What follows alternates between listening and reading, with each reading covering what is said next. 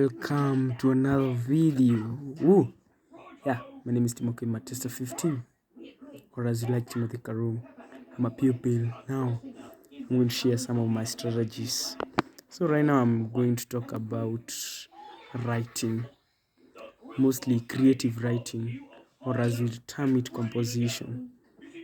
So a lot of people have difficulties in writing, but they don't know something. So let me show you something. In composition, you're usually given 40 minutes. Now we have the 5-35 rule.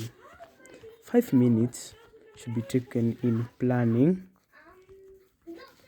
the 30 minutes in writing, and this is the one that I'm going to talk with you. We even have 5 minutes. This one is for proofreading.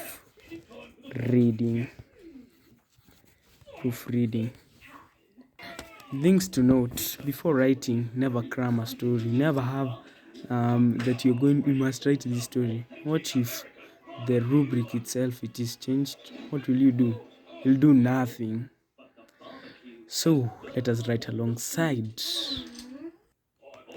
Okay, here's the rubric of the story. It is the first time I heard the scream, I took no actions, hoping that. You have seen that rubric. You start tensing. You should not tense. The first thing you should do, plan the rubric, the composition. And this is how I plan. I use cap tet. I know you are wondering what it means. This isn't Greek. This is how you should do. The C is for characters. You should know the characters you are going to write in a story. Like for this story, I decided to take Kilikoa Katilu, but I used them. Actions: scream, no actions. Assumption: this is like you have assumed. You write the places. This is the actions. This is the places. You should know the time. In a creative piece of writing, should only be 1 day, because the reader looks for the activities. Yeah, the activities are the ones that the reader wants. So to get good marks, avoid writing biographies. Avoid them. Avoid writing speeches. Yes. And be definite. Let's say you are writing Mr. Kimoto's angry. That's your phrase. To be definite, right? Mr. Kimoto was angry since he had been irritated by his son. That is what you should write. And addition to that, you should write child-based. Writing adult is not bad, but child-based, a child is the one who's expected to have a lot of mischief. So if you write as an adult, how can an adult be playing like that? How can an adult decide to just go and steal some things? Because in the child-based can make the reader have the pity. Yeah. And the other thing to consider: never be the antagonist. Antagonist is a person who inflicts pain, or the bad guy. Be the good guy in your story. And in your story, again, be the person who takes all the blame. Again, do not describe any other person's feeling, since you are not them. Like, let's say he was full of curiosity. If you are one of the characters in your story, never write like that, because how do you know the other person's feeling and you're not him or her? See, that is some things to avoid. Let us go to the story. Our rubric was, as I mentioned earlier, the first time I heard scream. I took no action, hoping that. Okay, now I've shown you how to plan, how to, and a bit of the part of writing. Now this is the story that I wrote. Okay, the first thing to consider, the rubric, is the first time I had the scream, and I took no action, hoping that, in a composition, any story can apply if it is begun, because most KSP compositions are begun. So you see, when you are given this, it can lead to anything. So the first time I had a scream, I took no action, hoping that. So there had been a scream. So there's something that is unexpected that is likely to happen. You see, in these stories, don't write that there was some terrorists, because that story is so obvious. Or if you write, phrase it in a creative way. A story like this, let's say you're writing about fire. You're writing about fire. Be creative. Don't write that. The firefighters came. It was a happy day when the fire got out. That is lack of creativity. Be creative.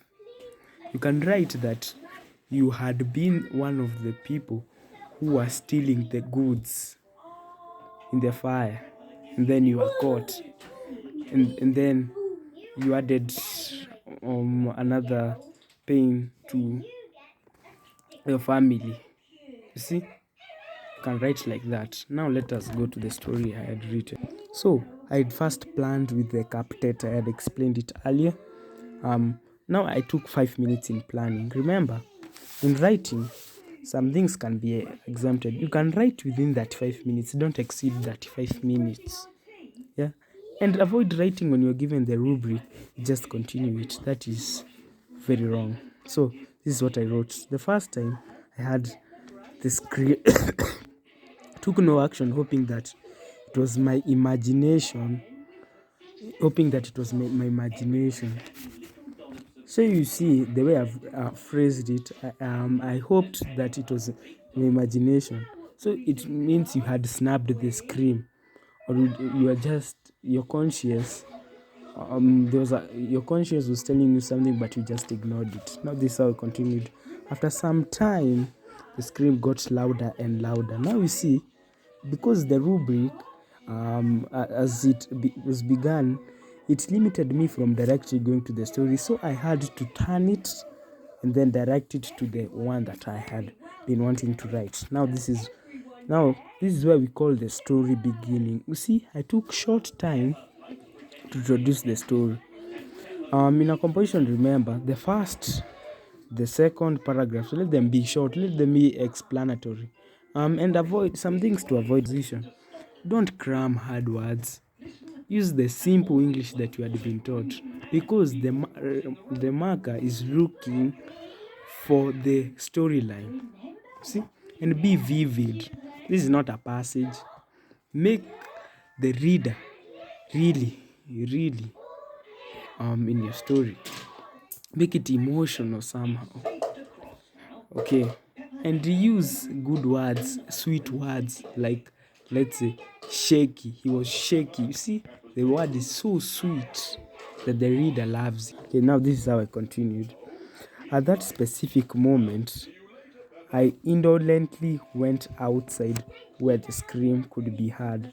Now you see the way I'm directing you to the scene. Now you see, that is where the paragraph is short, because this is more less of the story itself. So I went outside to where the scream was. Now this is where the story begins. Now you see, I've taken a shorter time in my introduction. As stated, I forgot to mention something. The composition, we have the introduction, body, and the conclusion. In this thing, describe this thing in 2 short paragraphs, and this is in 1 short paragraph. Now this is the one that dominates. Now you see, I've guided the reader to the story. Now you see, I've The rubric was going, I changed the flow. You see, I've changed the rubric. Now this is where I continue. On arrival, I was very much shocked. Mr. Kimoto's house was in flames. You see, my theme is about fire. Mr. Kimoto. So you see, and again in composition, name your character as well, even if it doesn't carry a lot of marks. Name them in a language that you know. You know, in composition, it's English is a foreign language, so you can use names describing characters of a person. That makes the reader feel intrigued. Now I wrote, Mr. Kimoto's house was in flame. Mr. Kimoto and his kinsmen were tensing. See, as I saw them, it means they had been tensing a lot. That is how I explained their feelings. They had been tensing, as it seems. Tensing, you can see that from somebody. But don't write actions like curiosity grew into him. How do you know? You're not the person. Mr. Kimoto's and his kinsmen were tensing. You see, kinsmen. This kinsmen means family members. And there's a word that I had used, indolently. Indolently means lazily. You lazily went outside. Were tensing. If you looked at Mr. Kimoto's face, you would see as if he were a bull in a butchery ready to be slaughtered. You see the vivid creation. You see the vivid. I'm trying to engage the reader as much in the story. You're not writing this for yourself. You're writing for someone. So make someone like be in the story. Okay. And go directly to the story. Don't beat around the bush. Take for example, we are watching a YouTube video. When the creator lags to the main course that you were wanting, you tend to go off. Now see, in a composition, go directly to the story. Is butchery ready to be slaughtered? In short, he was trembling. See, he was trembling. You see the way I've used a bull. Now the reader can imagine a bull in a butchery, how it looks like. Okay. My heart is on fire. Okay. Now there's something that I've introduced here. This is what we call the direct speech. In a composition, you are allowed, but don't let it exceed more than 5 or maybe 3. Because this is a narrative. Use past simple tense. Okay, and if you don't know past simple, just research on it. You'll know. This in the description, I've put the meaning of past simple. Okay, ready to be slaughtered. My heart is on fire, Mr. Kimoto exclaimed. Somebody come to my assistance. Somebody come to my assistance. Now you see the way he was shouting. My food is inside the house, so I cannot call the firefighters. Now you see, you are outside. See, I'm being true, I'm being original. You are outside, and he has left his phone. Maybe he was walking and then left his phone inside. Okay. You think at that moment a lot of people came with their buckets of water to aid in for the fire, but that was not the case. No one in particular came. Now you see, in here we have used a stylistic development in writing, making the reader in the story. You think at that moment. You're making now the reader, but use that for a few. Only use that like once or twice, because this is like you are writing, but it's like you are trying to keep it vivid, but you assume that there's no one even marking. But this stylistic development, you like, let's say you bet, use it only for a few. Okay, a few times. Sorry. Okay, even Mr. Saidia, a man who cared a lot about other people, did not come. You see, opposite of expectations, irony. The person who cares a lot did not come. Imagine. Now, what is the main cause? Now, when the reader is left there, when the reader finishes there, he'll be left hanging.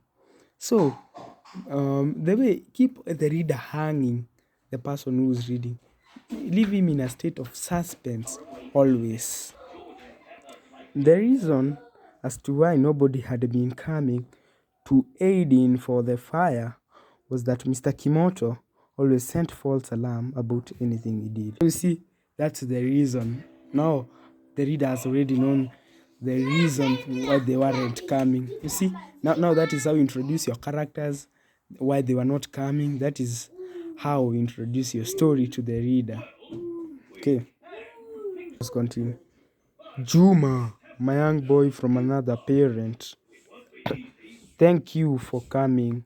Please go home and call the firefighters or urge the other villages to come. Mr. Kimoto pleaded with me. So, Mr. Kimoto, you are in there. So, Mr. Kimoto tried to call you. Now, you see, because you are an innocent, obedient child, and it's from another person, you ought to obey him. Because you are not used to him. Like, for example, your parents. You tend to respect other people than your parents. Okay. Please go. Okay, I was there. Now you see, this is where Mr. Kimoto is pleading with you very much. Okay, now this is how you express your feelings because you're safe. Since I was not hesitant to help anybody, I went to do what Mr. Kimoto had told me. So you see, you're an obedient child. Now the reader wants to know where you went. Now the reader, this is what comes in the reader. The reader thinks that you're going to call the firefighters, they're going to come, and then it's a day over. But no, change the story for a bit. Because if you write like that, it's as if you're contradicting yourself. Because earlier you had written, the reason as to why nobody had been coming to waiting for the fire was that Mr. Kimoto always sent false alarm about anything you did. So you see, how do you expect anybody to come and he's like a crying wolf, like the boy who cried wolf? No, that is the story that I started from here. So, and remember, before I continue off topic, see, in stories like this, always think about the most told stories. Try to phrase them as much in these stories, but change them. Don't write the obvious thing because the reader has already read the story. Okay. Told me the harder task perhaps was calling the firefighters, for I had no phone. So there's some words that you should replace in your composition. Instead of using because, use for and since. Yeah, use for and since. Okay. Like here I had used since here. Okay, now you write for I had no phone, so you had no phone. Now you have the other option that you had been told. So I was left with one option of calling the other villagers. This turned out to be very hard when I knocked. This turned out to be very hard.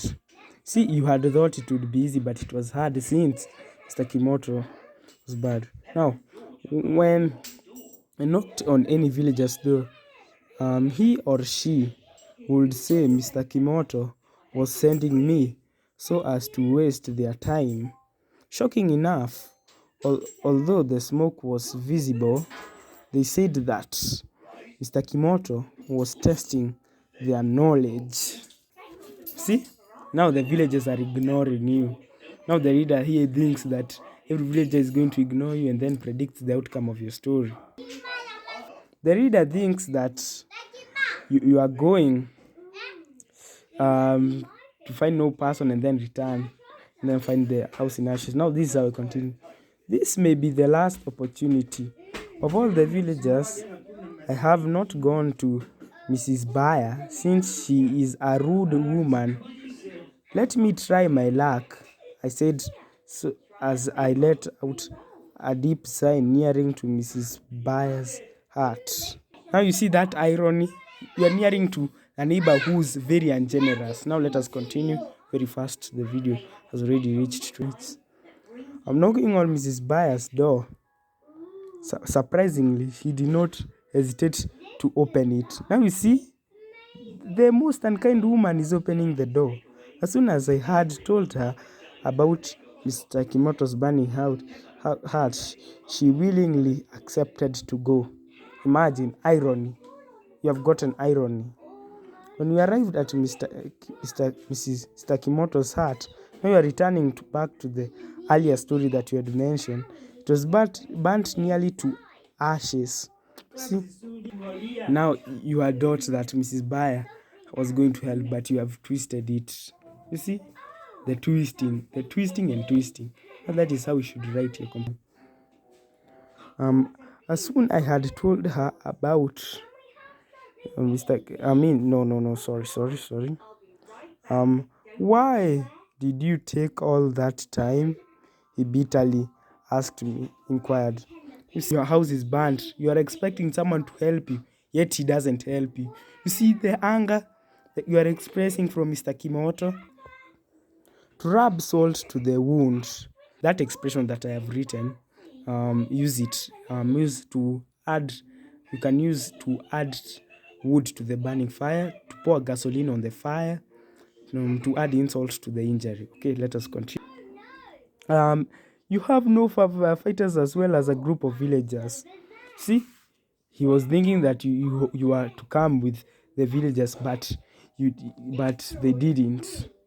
Telling him about how the villagers reacted, he broke into bitter tears and reckoned why he had always been fooling the villagers.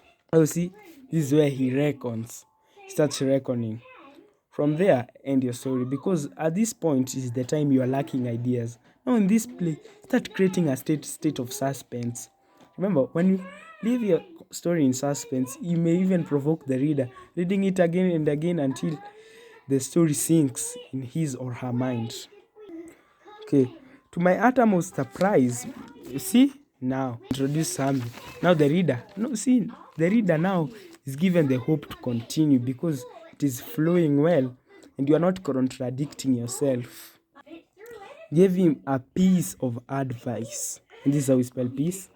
Gave him a piece of advice. Now, the woman who was thought to be rude gave Mr. Kimoto a piece of advice. Now, this is the last time.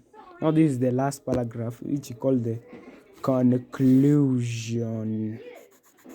See? You bet from that day Mr. Kimoto learned his lesson the bitter way. You have ended your story.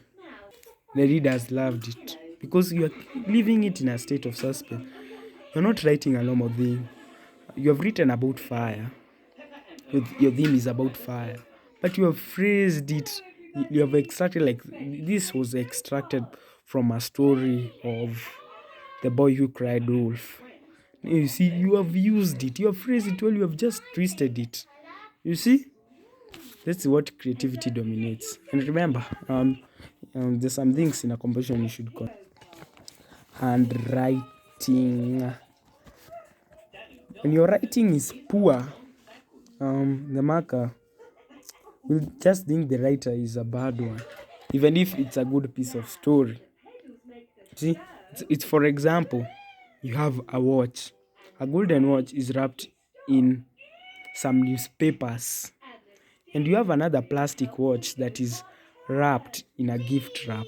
Which one will you be provoked to take? You'll take the one in the gift wrap since you don't know what is inside. Now that is how your handwriting is to the marker. You must have a good handwriting. And remember, don't use very hard English. Use like medium, simple but not that simple English. You can include some like 5 vocabularies, include some expressions, some idioms, but note the reader cares about the storyline. Thank you for being with me. Yeah, my name's Timothy. Bye.